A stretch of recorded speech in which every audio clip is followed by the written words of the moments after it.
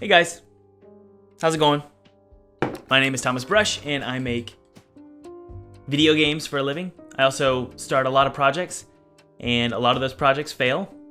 Some of them succeed. So one of them I'm working on right now is called fulltimegamedev.com, and it's a place where you guys can learn to make video games. So if you're interested in that, click the link below to at least sign up for potentially getting in the beta program. So that's always cool, or you can just get free assets. So feel free to click the link below. So anyway, there's this mentality going around in a lot of industries. In my industry, the indie game industry, which is, pursuing your dreams is actually, it's a fraud. It's not real. You can't actually achieve joy and happiness by pursuing your dreams. It's fake. And a lot of people blame things like the indie game documentary, which sort of imply that if you work really, really hard, you can achieve your dreams and yay, life is fun, right? I've had some friends in the indie game industry completely collapse emotionally because things don't pan out the way they want. And I think this is the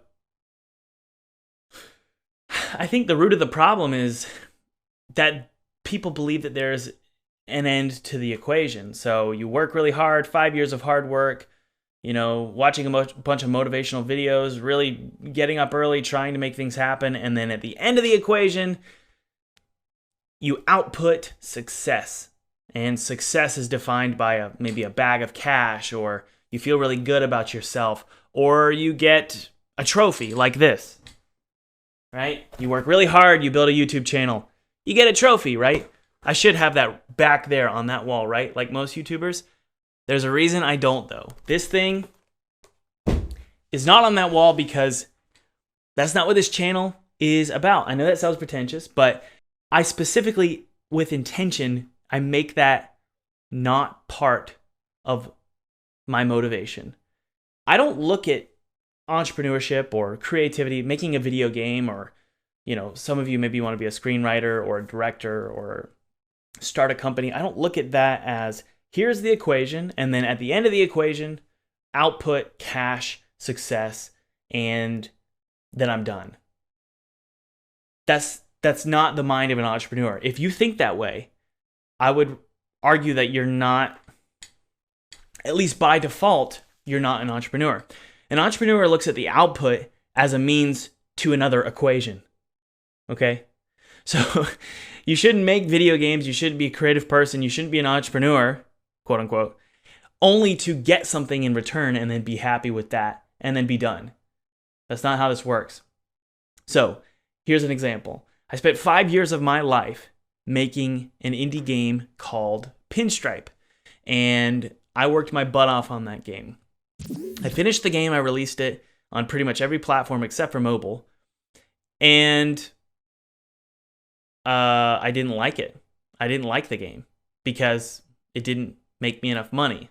It didn't make me enough money. It didn't make me enough of an income to actually support my family. So it was really, really difficult because me and my wife realized, with a baby on the way, we realized that that game was not going to be able to pay our bills. So I had to scramble and find other income sources, and YouTube being one of them. And I actually really, really like YouTube, and I hope that you really, really like YouTube enough to click the like button. That would really mean a lot to me, and help support this studio, support the channel. That would really mean a lot. And subscribe if you haven't. But yeah, like this channel was one of the reasons why I started this channel is because Pinstripe was not enough. So I had to scramble to find all these income sources, okay? So does that make Pinstripe a failure of a game? It depends on what the purpose of the result was, okay? What was the equation's point? Why did I spend all that time to output a product? What was the product's point? It was not to make money and then be done. The point was to create something that helps me create something else, not create more, right? A lot of people think I'm going to make games so that it'll fund the next game. That's not what I'm talking about. I don't think that that's an entrepreneur's mindset.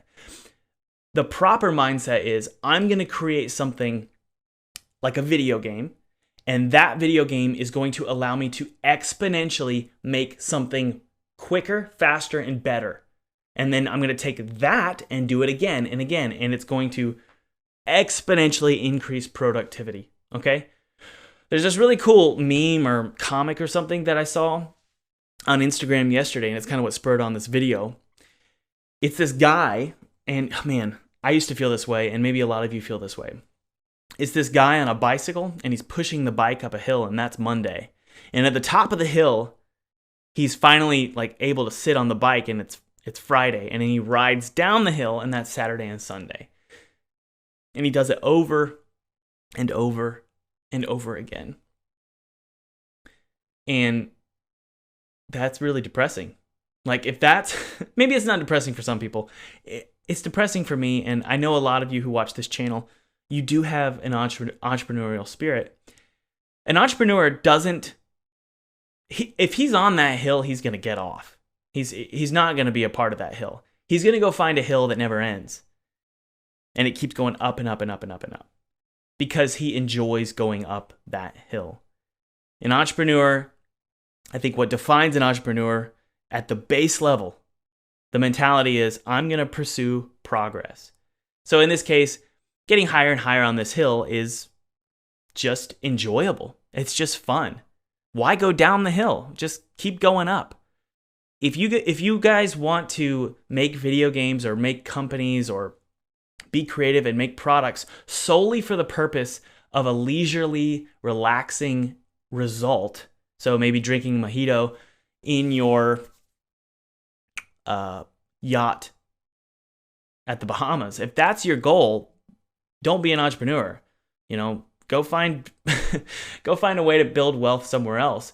Entrepreneurship requires you to enjoy the process. So the second part of this video that I wanted to discuss was, instead of your output of the entrepreneurial equation, if instead of the output being a bag of cash that makes life easy for you, the output should rather be a brick. And I'm trying to make the metaphor as unglamorous as possible, because a brick,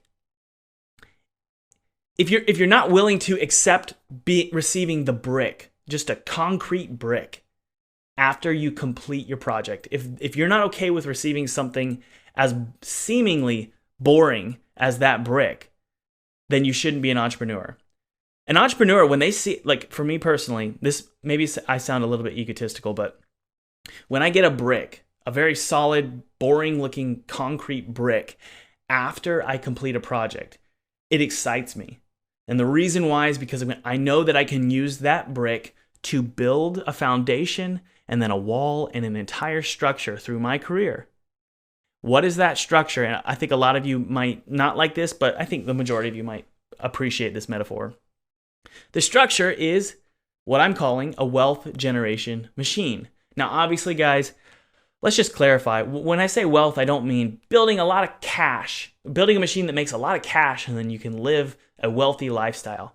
What I mean by a wealth generation machine is something that produces freedom to be creative, produces freedom to enjoy life and have fun and spread that joy to your family and your children and your grandchildren. That's what I mean by a wealth generation machine. It produces freedom. Now, cash kind of equals freedom in a lot of ways. So let's just make sure that before I get started on this point, let's think of the wealth generation machine as amoral. It doesn't, you can screw up by building a wealth generation machine that's all about you. So the problem is you. If you're obsessed and a workaholic, if that's the reason you're building this machine in your life, then that's your problem. So let's just talk about the machine as being amoral. You can use it for good or bad. So let's just talk about this machine. Building the wealth generation machine, brick by brick by brick, is a slow process, and it's a creative process. And if you don't enjoy building these bricks for this wealth generation machine, for this structure, then you probably shouldn't be an entrepreneur. There are so many people who, when they receive a brick at the end of their pursuit, they're like, wait, what? This is all I got. So let me explain maybe what this boring concrete brick might look like. In the case of Pinstripe, the boring concrete brick that I received was, it's not valuable. I mean, it's not providing a ton of revenue. It still provides, a couple $100 a month, which is cool. Now we have some sales, and those sales will bring in maybe $2,000. But overall, at this point, 3 years later, it's boring brick. But what makes it solid? What makes it different than just sand that collapses? The reason why it's a solid brick is one thing. It's actually two things. Let's get the first one out of the way. The first reason why this is a solid brick that is going to be a foundation for my career for the rest of my life. One of the reasons why is this is a pretentious one, but it's made me into who I am. I've learned a ton. I've built a thicker skin, and I'm a better person for it. So that's obvious. Let's get that out of the way. The second reason why it's solid and it's foundational to my career is a few things, but one of the primary things that came out of this, and this is specific, it's not abstract at all. It's actually very clear cut. One of the reasons why this is a solid brick is because of a review from Time Magazine from Matt Peckham. He gave me a 5 out of 5 for that game. I can use that single review to establish credibility wherever I go. So even though the game didn't make a lot of money, I now have credibility. And that single brick, maybe we can expand it a little bit, that single foundation, that solid slab of a foundation, it's boring, it's cold, it doesn't look very pretty. That single slab is a foundation that I can use whenever I want to get in contact with anybody or establish credibility with my audience or customers. I could say, look, Time Magazine loves me. Can I at least start a conversation with you? So believe it or not, guys, I use that review in my signature and my emails they send to people, especially to industry leaders, and I'll even use it in my subject lines. That credibility is huge. So let's say you guys make a game and it doesn't make a lot of money, okay? Are there any reviews that came out for that game? Is there anything about that game that you can use as a foundation for creating the next brick? So think about that. Think about, does this brick provide me a lot of value in establishing credibility as I pursue my future projects? Now, what do those future projects need to look like? If we're going to go with the brick metaphor, hopefully the next brick that you build is a little bit better than the previous one. So maybe you start with a very, ugly looking, Maybe you start with a really ugly looking clay brick. Well, what's the next layer of bricks that you put on top of that? Well, I think it needs to be something that's a little bit better. It needs to be concrete, or maybe you can, make a granite brick. And then maybe after that, it's gold. And maybe by the end of your career, it's these diamond bricks, and it's built this robust, beautiful structure to generate wealth and freedom and joy for your family and your grandchildren. How do you do that? Well, I don't think you can create beautiful granite or golden bricks. I don't think you can make that out of thin air. You have to start from the ground and go up from there. You have to be humble, and you have to be willing to say, I don't really know what I'm doing here. I don't know where to find the gold bricks or the material for the golden bricks. I don't know where the diamonds are or the obsidian. I have no idea, right? I have no idea where that is. I'm kind of a fool. So I'm going to be willing to, 1, learn from my own mistakes, but 2, be willing to reach out to people who are obviously smarter than me and ask them where they are finding their materials and how they're putting together their structure, because it seems to be working for them. The odd thing is, as an entrepreneur, half of his body needs to be incredibly humble, and then the other half needs to be incredibly confident. It sounds like a paradox, but let me explain how I try and achieve. I'm not perfect, but I try and achieve this. The way that I do it is I pull myself out of my body. And this isn't metaphysical, and I'm not saying it's some spiritual magic. It's more of just a metaphor. I think of my body as not my body. And that includes my brain and the chemical structure and all of the predispositions and talents that I was given when I was born, or lack of talent. I try and pull myself out of my body and look at my body as an avatar, okay? So suddenly my spirit looks at my body. Again, this is just a metaphor. My spirit looks at my body maybe from the corner of the room, and I'm looking down at myself sitting in my studio. And I say, that's Thomas, and he doesn't know a lot of things. There's a lot of things he's confused by. He's not the smartest guy, and believe me, I know that. I'm not the smartest guy, and there's a lot of weaknesses he has. But the part of me that's separated myself away from my flaws says, yeah, but I know that I can do everything in my power to take all of the flaws that Thomas has and pursue the answers to those flaws. The answers, guys, there's no better time in human history than to be able to find the answers to your flaws. So you can confidently pursue answers to your flaws. So you can be both confident and flawed at the same time. It's kind of like if you are a really rusty, broken down car and you're driving that car, if you commit to getting from point A to point B, and that is, let's say you want to make a video game or you may want to make a film, just because the car is rusty and sucks doesn't mean you can't slowly make progress towards the completion of that project. There's going to be a lot of breakdowns on the way. There's going to be a lot of help that you need to seek out. And maybe you need to soup up that car as you're making progress through your journey. But you can do it. It's just probably going to take a little bit more work. And it might be unfair. That's the thing. It might be unfair. But you can still make progress and get from point A to point B. Whether it's starting a company, writing a film, script, or making a video game, you can get from point A to point B. And you can do it confidently while also recognizing that the vehicle that you might be using, in this case, it might be your lack of talent or lack of personality. There's a lot of flaws that we all have. You could still be confident in your journey, even though you don't have what currently you don't have what it takes. It's a weird balance. But again, that end result should be just a simple brick. And you can use that brick to build your career, build out that wealth generation machine.